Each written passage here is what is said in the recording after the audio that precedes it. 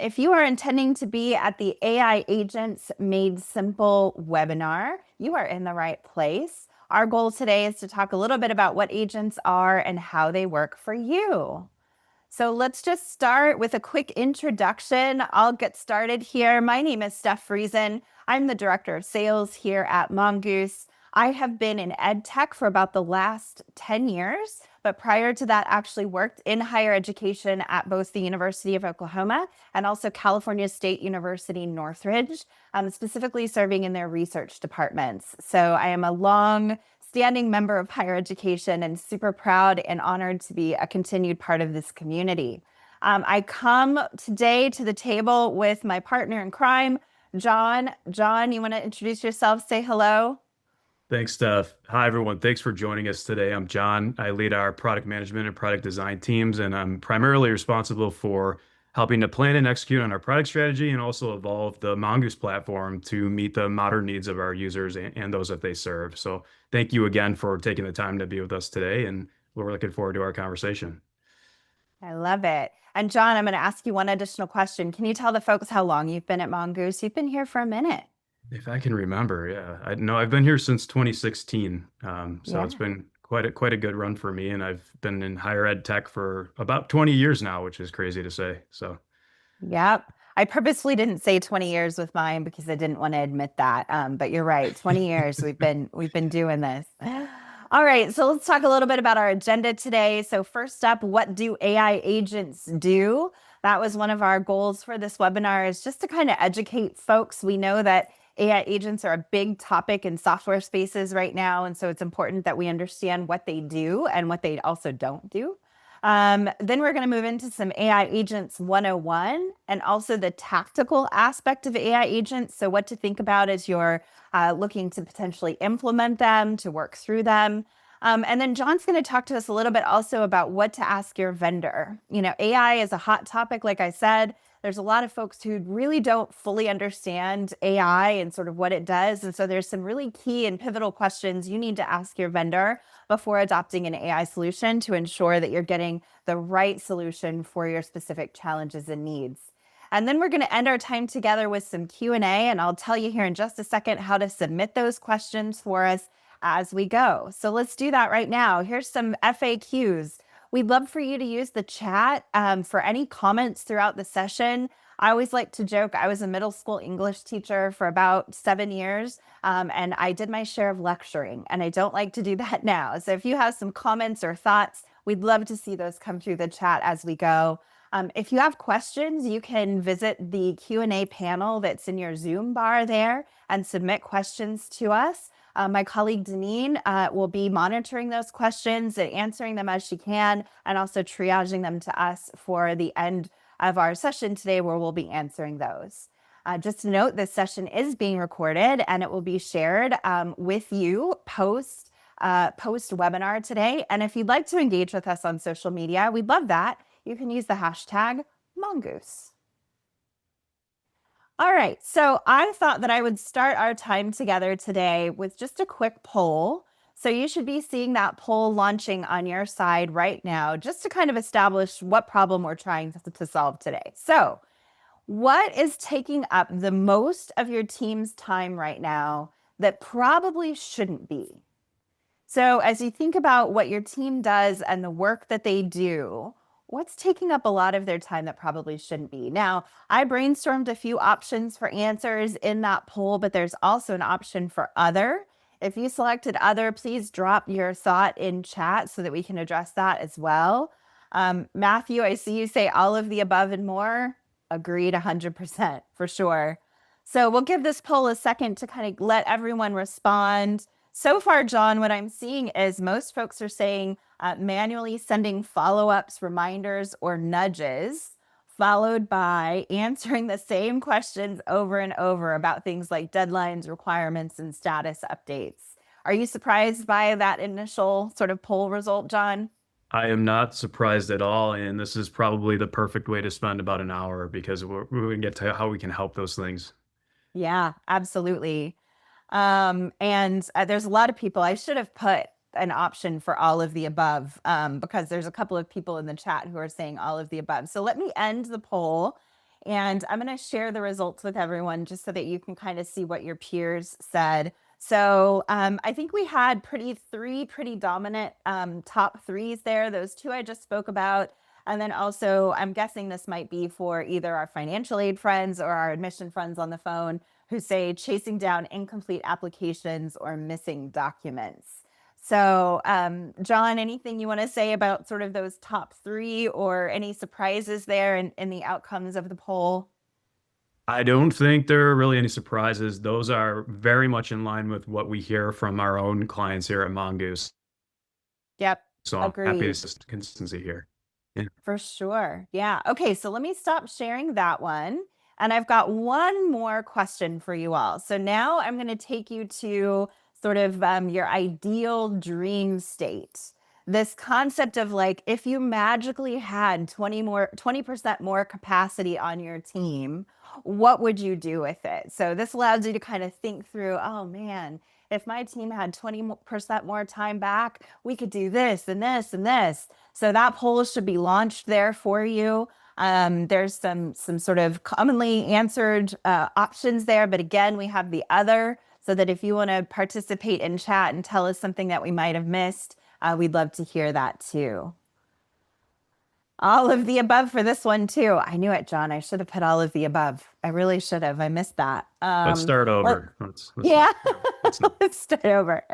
So let's see. This one's actually a much tighter race than the last one was. So far, we've got improved strategy, planning, and campaign effectiveness. That's our top right now, but it's actually quite a tight race. That one's followed up by launch new initiatives we've been putting off. We know a little bit about that here at Mongoose too, right? About, just some things that we'd love to be able to do more of.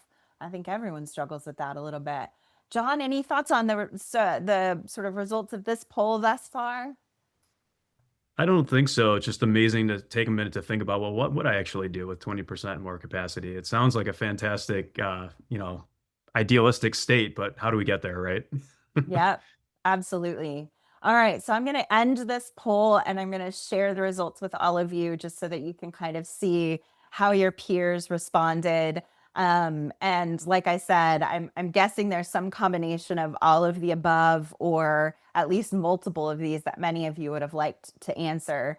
I think when I look at the top responses here, what I'm really seeing is that there's a desire to be more connected with students and connected to the roles that you all jumped into in your institutions of higher education, as opposed to doing some of the administrative work that you're sort of bound to and stuck with all of the time. And I think if you were able to do that, if we look at this sort of sub question here about what that would change for your students, I think students could feel like they have more personalized outreach and attention, and they're able to feel more supported in their higher education journey. So, what you just described in those polls and what we've talked about thus far, we hear that everywhere we go and have been hearing that since Mongoose started over 10 years ago. We hear folks saying that they are having challenges with getting students to respond. They have a smaller staff and unrealistic expectations about those response rates.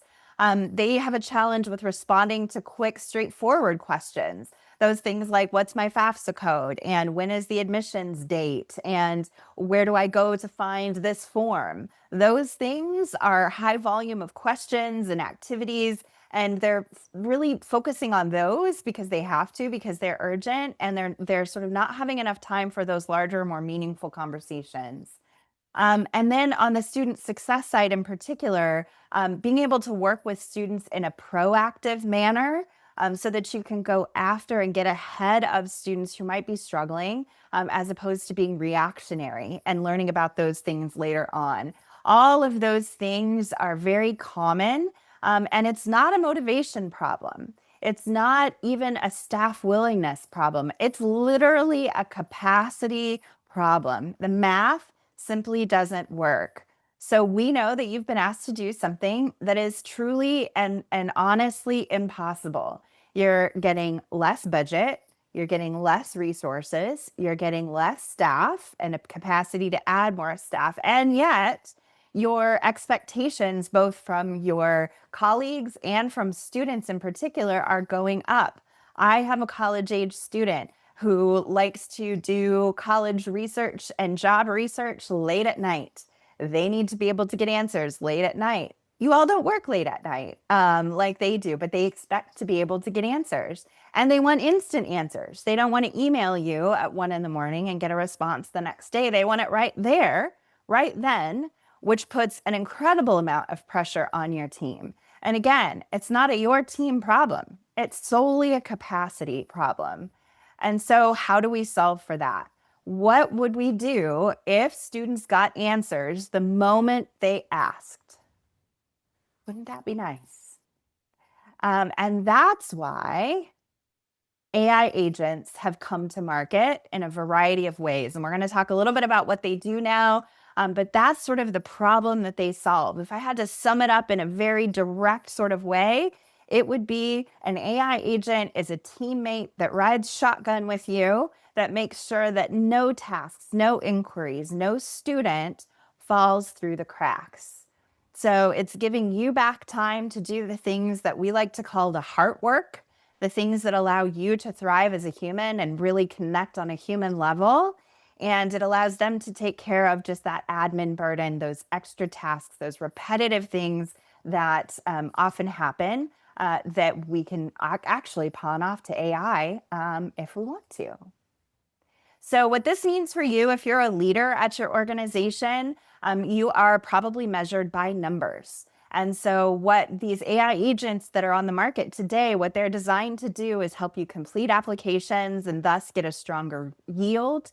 For student success friends, they're designed to warn at-risk students so that you can be proactive and not reactive. And then it moves your retention and persistence rates in the right direction. If you're an on-the-ground advisor, recruiter, counselor, what this does is exactly what I just mentioned a minute ago. It gives you back time to do the hard work so that you can focus on the students who need you the most. You know, oftentimes it's the students who don't ask for help that are struggling. And so if there's a way that AI agents can kind of flag those students so that we don't miss them, that's what we want to be able to do. We want to set up your inbox for success so that you don't sit at your desk in the morning and groan. When you see the volume in your inbox, we want to make sure that AI agents are in place to be able to prioritize what's most important so that you can proactively reach out instead of constantly playing catch up, which John and I know a lot about catch up in our email inboxes. The last question before I turn it over to John to talk a little bit more about the evolution of AI agents and you know what they do really. This question everyone asks us, and we see it, you know, a lot on web articles and things like that, which is, do AI agents replace staff members? Is it designed to replace the human? And what I would like to unequivocally say is no. Full stop. Absolutely not. Your staff is irreplaceable. And so our AI agents, our goal is to make their time go further, give you more capacity with the staff that you have, not replace staff in their entirety. All right, so John, I want you to teach me a little bit about the evolution of AI and AI agents. I noticed you started in the 1980s, so tell me a little bit about it. Thanks. Yes, and we could have gone back even further, but in the interest of time, we want to kind of condense this a little bit. So overall, the story of the evolution of artificial intelligence and robotics, I would add to that, has led to the steady and then suddenly accelerated march toward agents. And we don't have time to cover the entire history at all, but I want to call out some of the highlights here, and I think they'll resonate with most of the people on the call. So first of all, think about in the early 2000s when we saw kind of the rise of AI-driven assistants like Siri or Alexa. Those emerged and they were really game changers, right, for us in our own, even our personal lives, right? And then fast forwarding to more like 2018 to 2022-ish, we've seen the rise of LLMs, which are large language models, which, by the way, that's a type of AI that's trained on a kind of a vast data set, and it can understand and generate and summarize human language. So when you're using something like ChatGPT, this is really what you're interacting with, and it provides you with a contextual and conversational answer to your question or ask of it. this is usually the point in a meeting like this where I would ask for a show of hands in the room to know how many people have used something like ChatGPT. I can't do that here, but I'm assuming if I were to ask the people on this call, the majority would probably say yes at this point, right? So omnipresent, right, is the point. Thanks, Jeffrey. Yes. So right, so it's become almost part of your day-to-day life, and it's been amazing, and it's been a game changer, not only I'm sure in your professional life, but also your personal life too. But the key with an LLM is that it is not in and of itself autonomous. So if you use ChatGPT, what that means is it's not autonomous. And so it doesn't take actions without being told what to do. It doesn't work toward a narrow or specific goal that you may have in mind. It also doesn't decide what it's going to do next beyond just responding to your prompt. So you kind of are in the position of having to tell it what to do next. And it's very step by step. So then coming out of that time period, and we go back to like 2022 again ish to 2024 ish, we have this kind of agentic breakthrough that takes place. So agents suddenly emerge, and what agents do is they utilize and leverage LLMs to be the brain of what they do, but they can do some amazing things on top of it. So they can set or follow goals, and they can make some decisions on their own based on what you ask them to do. They can even take actions to complete workflows. So this is a big change compared to just, one-off questions and being able to go retrieve information for you. So that was a big breakthrough. And you'll notice as our timeline accelerates again here, that's the key. Look at the dates that we're talking about. All this is very, very recent history. So 2024 until now, we have, you've probably heard about AI agents before today's call, right? And this is why, because many different industries have adopted them as a way to solve problems, including helping them communicate and more effectively to meet the rising consumer demand, some of which in the realm of higher education, Stef mentioned a couple of slides back. And so what all this has done is it has changed what is possible in a very short amount of time and has created so many amazing possibilities for us to solve problems in higher ed today in unique and effective ways, right? And so really when you're thinking about your role at your institution, you always want to be looking for those ways to get ahead and kind of be on the cutting edge of that. And so additional to all of this, or additionally, it also speaks to the fact that what we've observed from higher education is that higher ed in these same last few years has shifted from just kicking tires on AI or trying to figure out how to maybe pilot a couple of AI-based features or software within a team or even organizationally. They've shifted from that approach to now, okay, we don't need to be convinced that AI is here to stay or that it's going to help us, but we need to understand how we're going to strategically use it and deploy it. I love that, Jon. And if I could just add one thing, I think it's interesting to be, having also been in higher ed for about the last 20 years and looking at institutions' strategic plans as we work with them. It seems like always, or at least as long as I can remember back, there's always been some innovation goals related to institutions of higher education and trying to innovate and be sort of, on top of all of the changes in the world and in society so that they can equip students better. I think what we've seen, and you illustrate this here in just a very brief last couple of years, we're starting to see AI named in those strategic plans as part of that innovation. So it's gone from let's innovate to let's use AI to innovate. And in some ways, this agentic breakthrough, I think, resulted from some of the institutions of higher education starting to push the envelope a little bit. Absolutely. And as we talk a little bit more here and we transition to the next slide, what we want to really focus in on is that, yes, AI agents in particular can be autonomous, but that doesn't mean that they don't need oversight. So that means everyone on this call, you are very critical in the success of any type of AI agent that you decide to deploy and utilize. And so going back to what Steph was saying a few slides ago, teams are being asked to do more with less. I think a lot of you feel that on today's call, and we hear that an awful lot from our clients. And it's a very big challenge right now. And you need tools that are going to extend your reach, right? That are going to try to save you time so you can focus on the most critical situations, tasks, and even the constituents that you serve. You can't be everywhere all the time, especially these days. So we need to look at, okay, how do we offload some of the kind of routine and manual things that we're doing so that we can free up that time. Now, at the same time, as Steph also mentioned, expectations have risen, right? your constituents are most likely comparing their communication experience with your institution, not to necessarily other institutions, but their experience with consumer apps, which is super, super difficult because it's definitely elevated expectations. So we're talking about, if they're used to an experience with, say, Amazon or using Netflix, even something that's simple and easy to follow, and it's on demand and it's there when I want it, get the help and support I need at the times that I think are convenient. That's what you're up against, and it's almost an impossible task to try to do that right. And so, lastly, here, what we're talking about with AI agents is that they very much should empower your team, and they really should act as a force multiplier for your team. So, yes, they can be autonomous, but they still need oversight and human input. It's not a set it and forget it type of thing because in higher education, the relationship is very, very critical. And so humans need to play a role in that, which we'll talk about in a second here.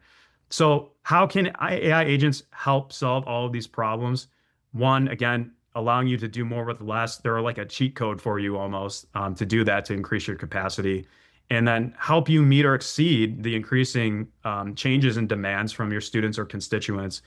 They want increased personalization, availability, and accuracy. You may not have the headcount or the bandwidth to do that. So, what can we leverage to help in that respect? That's what we mean by elevate service.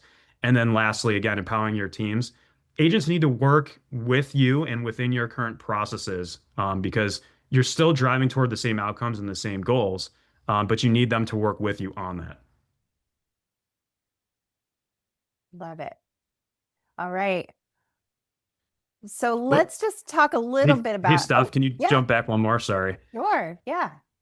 Um, Just really quickly, this slide, I really would like everyone on this call to think about agents in this way, that they can handle some communication on your behalf, but they can't do it well without your input and oversight. So if you notice on this slide, who is in the middle here? It's not a robot, it's you, okay? You're at the heart of it and you are in control of it. So it's you as a staff member, maybe it's your teammate, maybe it's your boss. But the items listed here, empathy, judgment, relationships, and trust, those are things that agents aren't going to excel at. Those are things that are human superpowers. And it's really important to place yourself at the center of those and then understand that you can use agents to help deliver on some of the other things you see here, like helping you prioritize what to focus on, helping you suggest the perfect way to respond to something, um, or just simply letting them respond to certain types of questions that come in. So the agent offers help. It can do triage for you, but it really can't replace you and kind of what you bring to the table, and especially the passion that many of you, demonstrate being in your role in higher education, right?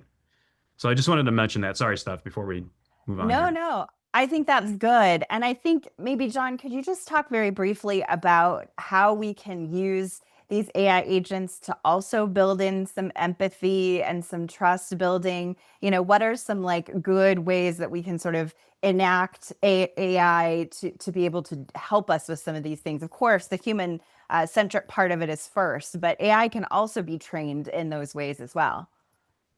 It definitely can be. And the way I always like to approach just a very simple way of looking at AI agents is that imagine that it's a real person for a second that is an assistant to you.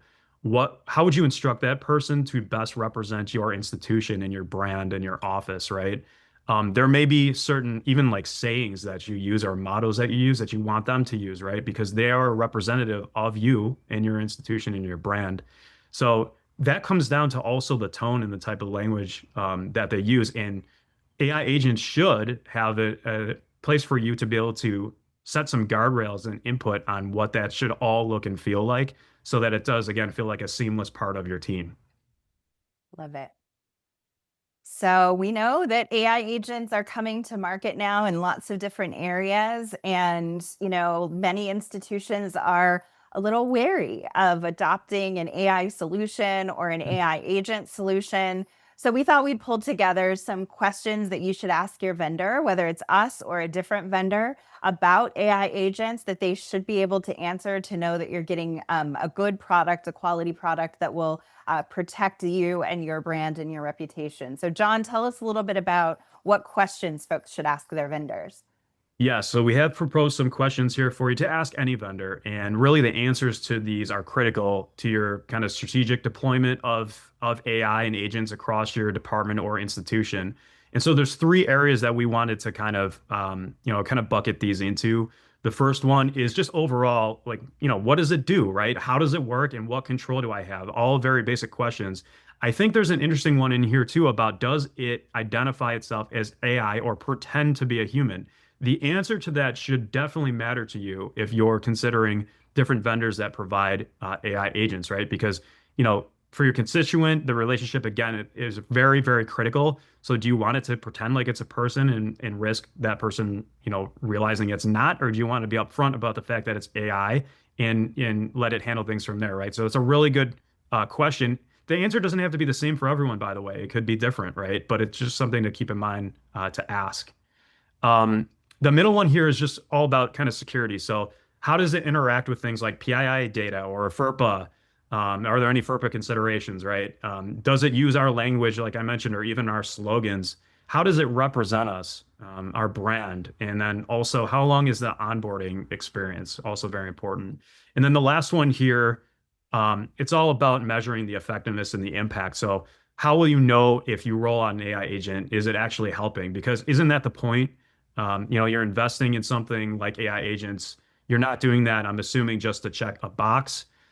So you want to know, hey, am I getting meaningful, impactful ROI on what we've kind of rolled out here? And really, particularly the outcomes over on the right-hand side here.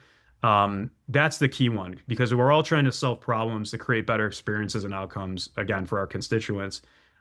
We only know if it's working if we can measure, grow, and improve, right? And so we want that ROI story to be crystal clear. I love that. And the one I wanted to call out, Jon, that I think resonates the most with me is under operations and oversight, which is what are the guardrails and who determines them? So I mentioned earlier, I get a lot of questions, as I'm talking to institutions about, our approach to AI and sort of how AI learns their data and what it does with it and how it responds to students and how would it escalate a problem if a student, for example, is in crisis or needed some help urgently. How does it do that? And so I think solutions also have to be able to be adaptable for each institution. And the institution then gets to decide what the guardrails are, what the escalation path looks like, what those responses look like. Because ultimately, we don't want AI out there disseminating false information. We don't want them taking actions that we don't allow for them to. And so I think that's a pretty pivotal question as well. I totally agree. And if you don't tell it to stop, it may keep going in certain situations. And in some cases, that could compound a problem, right? Especially if there's like a crisis situation, a mental health situation. You don't want AI handling those. You want those escalated to humans at all times. Absolutely. All right. So I wanted to share with you that Mongoose is launching our AI agents on April 21st. We actually have a live webinar where we're going to launch our agents. Jon's team is responsible for building these. And let me just tell you, friends, it's very exciting. I am super thrilled leading up to April 21st in seeing the product and what we're doing with it. We have some early adopters who are using it already. We're just super thrilled to see the outcomes that they're seeing and start to share it with additional partners across the United States. So Deneen's going to drop a link in chat if you'd like to register for our official launch on April 21st. We'd love to have you. It'll be a fun, lighthearted event. We're just excited to launch them and we want to make a big deal about it. So please feel free to register. We'd love to see you there. All right. So to end our time together today, we thought we would take a few questions that folks might have submitted. I put my contact information here, by the way. You can reach out to me if you have some additional questions about AI agents or if I can help you in any way. But I am going to also launch a final poll for all of you. If you would like for us to just give you more information or share with you this deck about AI agents and sort of help answer any questions you have if you're interested in adopting a solution like this, we'd love to hear from you. So please answer yes there, and we're happy to follow up with you. So I saw a question, John, in chat that I think is from a current customer, actually. Is this an add-on service to our existing texting platform? And how does this interact with what we already have? Maybe you could just give us a quick answer on that. If it is one of our clients, and I apologize if I don't know that offhand, but if it is, yes, it would be an add-on service. And if we're speaking about the Mongoose platform specifically, it does interact with what we already have. It's seamlessly part of what we have. So if it's responding via SMS, it's the same type of thing that you do today with SMS and Mongoose. It's just an agent actually sending the responses. We also have different types of agents. So there's one that is called an inbox assistant that can be deployed in any inbox to handle routine questions. And those are existing inboxes. So it might be somebody who's already texting in our platform, but now they can enable an agent at certain times to go and do some of that messaging for them. And then we also have outcome-driven agents, which are specific to goals for specific teams. So, for example, if you wanted to increase your yield, let's say if you're not on the advancement side, or you wanted to increase student persistence on the student success side. Those are different types of agents that we can deploy within your Mongoose instance to communicate over SMS and help you achieve your goals. For example, I think like a great example of that would be, students. If you're in admissions and you have difficulties with students finishing their applications, and those are some of the questions you get on a regular basis: is what should go in this section, or what do I include with this form? One of our outcomes-based AI agents can actually help you with your applications and answer those frequently asked questions, so that you can sort of take some of that load and that burden off of your team to be able to complete that. So thanks for answering that, John. Sherry, yes, we'll be sending out the PowerPoint link to attendees. Happy to share that with you as well. Deneen, I want to check in with you. Do we have any questions in the Q&A? If not, please do submit your questions if you have them. We've got a few more minutes here that we can answer any outstanding questions you might have about either AI agents in general or the AI agents that Mongoose is launching on April 21st. Hi, Steph. No other questions in the Q&A at this time. Okay. Let's give it a minute more, John. Do you have any final thoughts as folks are maybe noodling on final questions they might have? I do. I think it just goes back to the kind of questions for your vendor slide that we showed. And I saw that we were going to share these slides out as well, which is great. The questions that are listed there aren't just made up. They're questions that have come up as we've worked with our client partners. So these are things that real clients in the real world are asking us to, have accounted for in their planning of using agents. And when we're kind of code developing agents with them, we have answers to these in mind. So, the intention of showing that is to say that you probably have similar questions. Perhaps you have other ones that you might want to ask too, but make sure that regardless of what vendor you're choosing, if you're going with AI agents as a solution, that you're getting those questions addressed at least, at the bare minimum, to make sure that, again, this is right sized for your team or your institution. So that's kind of one of my key takeaways there. The outcomes matter, right? So we want to make sure that we are creating better outcomes, not making anything worse. I love it, John. I think my final thought as we get ready to end our time together today is, I got into higher education 20 years ago because I care about our kids. I do. And I say kids, and I really mean kids and non-traditional students, all sorts of folks that want to pursue their education at the next level. I'm passionate about that. And I'm passionate about the humans who support them. And so I think anything we can do to help you wear one less hat, because we know you wear many, anything we can do to help you not groan when you sit down at the start of your day and look at your inbox, that makes me happy. So I hope that you all, have a great rest of your week. I hope you found some value in this today. And I look forward to connecting with you again in the future.